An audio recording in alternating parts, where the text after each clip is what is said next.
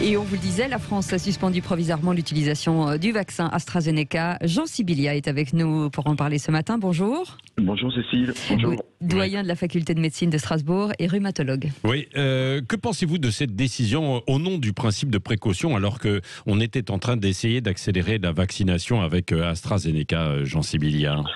Ouais, je pense qu'elle est logique. Elle est logique parce que c'est un traitement, c'est une vaccination, c'est un traitement préventif.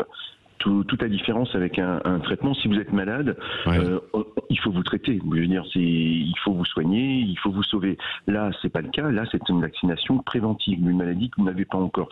Donc, tout indicateur partagé, et là, on voit qu'il y a un certain nombre d'éléments partagés dans plusieurs pays, justifie une suspension temporaire qui n'est pas, enfin, c'est un peu comme dans la vie quotidienne. La suspension ne signifie pas la culpabilité de la vaccination. Oui. C'est un principe de précaution qui est tout à fait juste à titre individuel.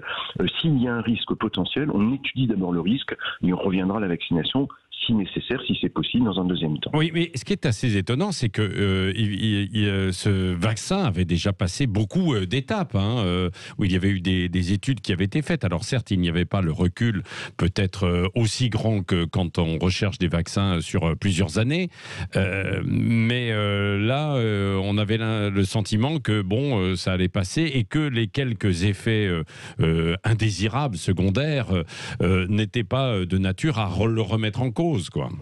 Oui, ça c'est assez classique, Patrick. Il y a deux explications potentielles. D'abord, l'événement peut être très rare. Il est d'ailleurs très rare. S'il existe, si cet événement est lié, et on ne peut pas l'exclure aujourd'hui, on verra le résultat des agences. Si cet événement, s'il y a un événement hématologique de coagulation, et on pourra peut-être expliquer ce que ça veut dire dans un deuxième temps, si cet événement, de toute façon, il est très rare. Il est de l'ordre de 1 sur 100 000. Or, les études ont inclus 10, 20, 30, 40 000 patients au total. Donc la première explication, c'est que l'événement est tellement rare, c'est qu'il n'est pas visible dans une évaluation, même à 40 000 malades. Première explication. Et la deuxième, c'est que les volontaires sains qui rentrent dans les études d'évaluation sont des volontaires sains triés, malgré tout. C'est des gens, on n'a pas pris que des gens en très mauvaise santé, vous voyez, donc il y avait une forme de tri, c'est vrai dans toutes les études, c'est pas la vraie vie. Là, on est dans la vraie vie, on a vacciné 17 millions de personnes, et donc forcément, on peut voir des choses qui n'étaient pas visibles à l'étape de l'évaluation à 40 000 malades. Oui, c'est ça. Vous, ça vous a surpris les quelques cas qui ont été annoncés? Alors ça a commencé dans les pays nordiques notamment, où c'était de l'ordre un peu des choses qui liaient, quoi qu'il en soit, des effets secondaires. Alors, c'est ce qui doit être analysé avec précision. Je pense qu'il y a deux choses qui doivent être analysées. Un, le nombre de cas, c'est-à-dire combien par rapport au nombre de vaccinés. Ça, c'est un élément, j'allais dire, statistique. Aujourd'hui, cette statistique, elle n'est pas parlante. On le sait. Il y a eu 17 millions de gens vaccinés. Le nombre de gens qui font des troubles de la coagulation, vous savez, avec les veines qui se bouchent, il est celui qu'on attend. Mais il y a un deuxième élément qui doit être analysé avec beaucoup plus de finesse, c'est la description de ces cas-là. Vous voyez, si les Allemands ont décrit notamment des coagulations dans les veines du cerveau, ça c'est très très rare.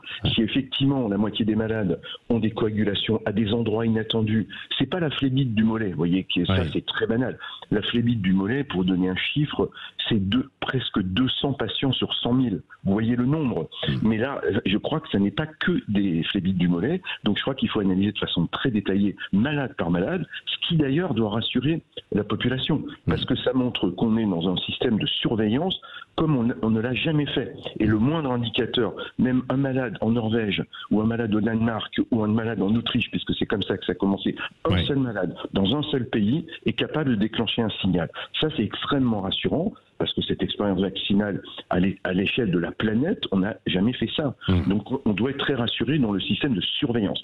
Mais il faut attendre les résultats de l'enquête. Alors les résultats de l'enquête, ça va porter sur quoi? Qu'est-ce que fait l'agence européenne là, du médicament en ce moment? Elle étudie l'ensemble des cas qui ont été vaccinés pour voir ensuite les effets, le nombre, la gravité éventuellement? Exactement, elle va étudier les deux points que j'ai évoqués avec vous.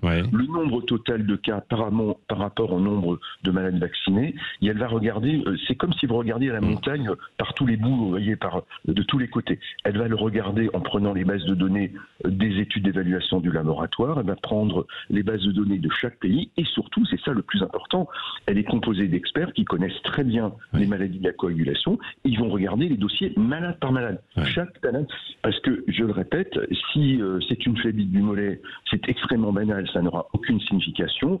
Si ce sont des troubles de la coagulation plus compliqués chez les gens jeunes, voilà, c'est tout à fait différent. Et là, l'imputabilité théorique, parce que c'est aussi une question que vous auriez pu me poser, Patrick, est-ce que c'est possible qu'un vaccin déclenche un trouble de la coagulation? En théorie, évidemment oui, puisque vous injectez un adénovirus, et un virus que vous injectez peut déclencher éventuellement des éléments de cet ordre. Oui, c'est ça.